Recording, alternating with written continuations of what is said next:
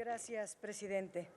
Yo quisiera utilizar esta intervención para demostrar que no tienen razón varias de las afirmaciones que se han hecho en esta tribuna. En primer lugar, la Ley Federal de Delincuencia Organizada es un régimen de excepción y encuentra su justificación por el peligro potencial que representan algunos delincuentes para la existencia del Estado mismo. ¿Cómo no va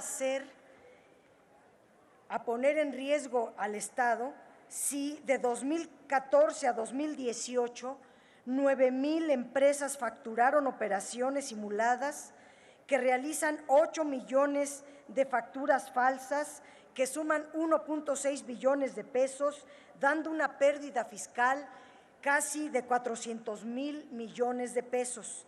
Y no sé de dónde sacaron un diputado dijo aquí que estaba bajando. No, se multiplicó por 6 veces en el sexenio pasado lo que ya venía ocurriendo en sexenios anteriores. Los derechos fundamentales se ven suprimidos en aras de salvaguardar la integridad del Estado, lo cual encuentra su fundamento, diputada, en la llamada doctrina del derecho penal del enemigo, que ha sido retomada por nuestra Constitución, al igual que en Colombia y en otras muchas cosas. Y lo hicieron ustedes, no nosotros. Las consecuencias de la reforma, volvemos a decirlo, no irradia a los contribuyentes cumplidos, tampoco a los que cometan errores, porque eso se resuelve mediante el derecho administrativo. Incluso tampoco, como se dijo aquí, los que cometan delito de defraudación fiscal. No estamos hablando de eso. Reiteramos, para que se pueda constituir la delincuencia organizada, se requiere la confabulación de 3, los montos que ya han sido explicados aquí.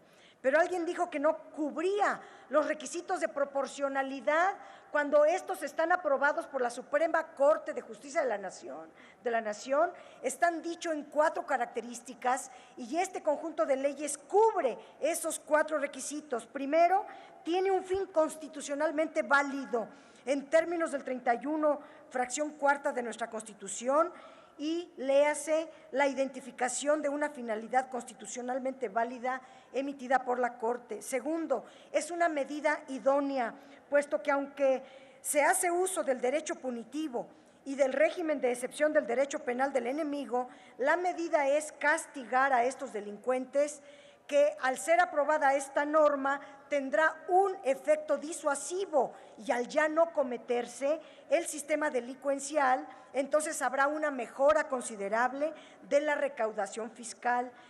Tercero, hay una necesidad de la medida y se justifica plenamente para remediar el daño presupuestario que le ocasiona al Estado la cantidad de delitos que se han cometido en materia fiscal por defraudación fiscal, por emisión de facturas falsas, y esto pone en efecto en riesgo al Estado. El proyecto propone hacer cambios drásticos en cómo se sancionará a estos delincuentes y no al ciudadano que cometa otros delitos fiscales o que incurra en errores en sus declaraciones fiscales. No existe otra vía para frenar delincuentes organizados que han perjudicado tanto a la hacienda pública, pues se trata de delincuentes peligrosos, amparados anteriormente por el gobierno.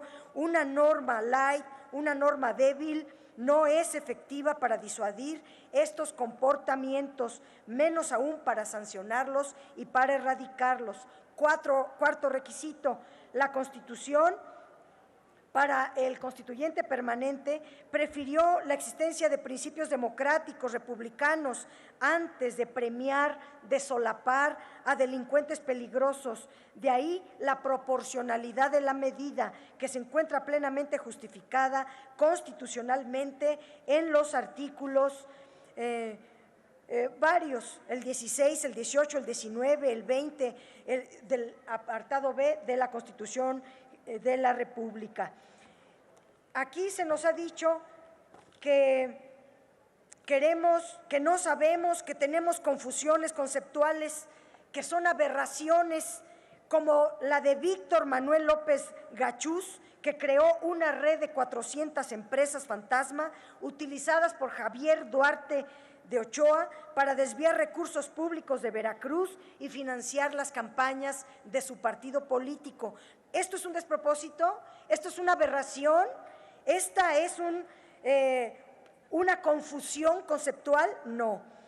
Si se lee un artículo muy importante de Forbes, de la revista, ahí van a ver hasta nombres, modus operandi de cómo ocurre este delito. Nos dicen que no sabemos, pero si ustedes sí sabían, entonces, ¿por qué permitieron este grado de impunidad que implica una pérdida fiscal tan grande para el Estado?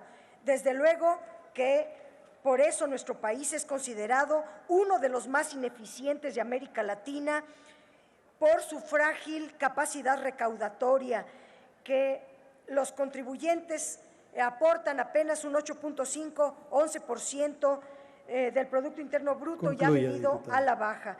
Termino diciendo que todos estos cambios son necesarios para acabar con el régimen de corrupción que prohijaron los gobiernos anteriores. A eso sí le llamamos desmantelamiento. Estamos desmantelando el régimen de corrupción. Ese ya se acabó, llegó a su fin, por fortuna.